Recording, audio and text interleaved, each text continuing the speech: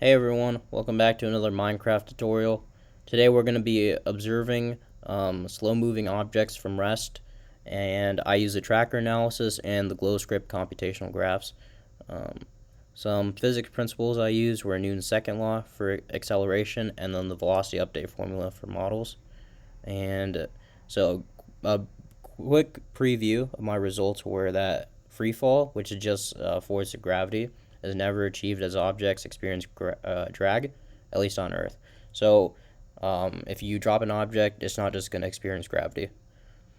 So I drop an object from a known height, then I record the displacement per frame, and then I create a computational model with just gravity, and then I do the same thing with drag. Then I create graphs for all of these models, and then I do an analysis. So second equation, velocity update, drag force equation, which is the drag coefficient times velocity squared, and then force of g, which is mg. So here are my graphs. The observed is a blue line, and as you can see, it does not match the only gravity model because it experiences another force, and the gravity plus drag model is a better representation of what I observed. So if we go to the only gravity model, I added a acceleration curve, and I set b to be 0, and the acceleration of gravity is g. And in my wild loop, I use the velocity update formula with g in there, and then position update. And so if we run the program, we can see this is a parabolic curve for displacement versus time, and then the velocity versus time is going to be a linear line. That's because acceleration is constant. So non-zero acceleration means we get a straight line for velocity. And if we go to the gravity plus drag, I did the exact same things. But I set b to be equal to 0.45, and so I put the force of gravity, and then I did the drag force equation, and then the net force is just going to be force of g and minus force of drag.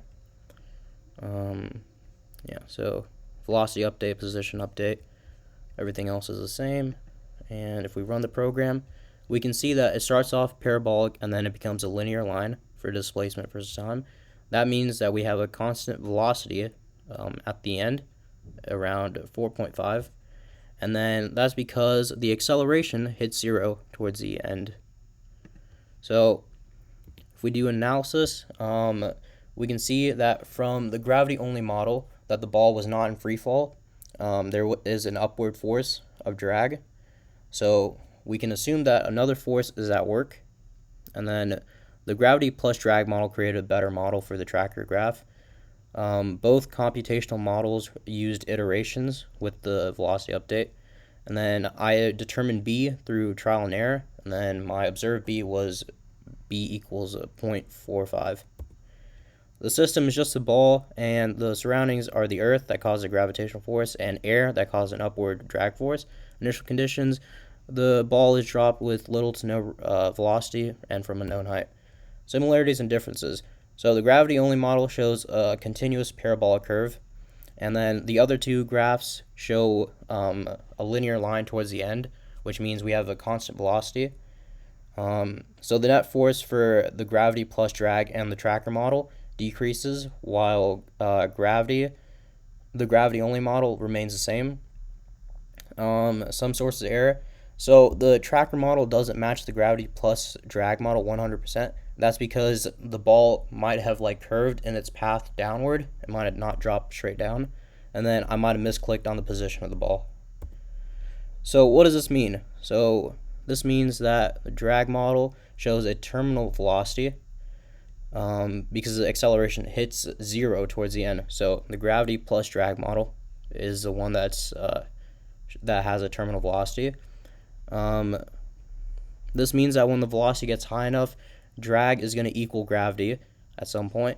And then if the ball is thrown with some initial velocity, the terminal velocity should still be the same, because at some point, force of drag is going to equal force of gravity no matter what happens. So that was my video. Hope you enjoyed. Like and subscribe. Peace.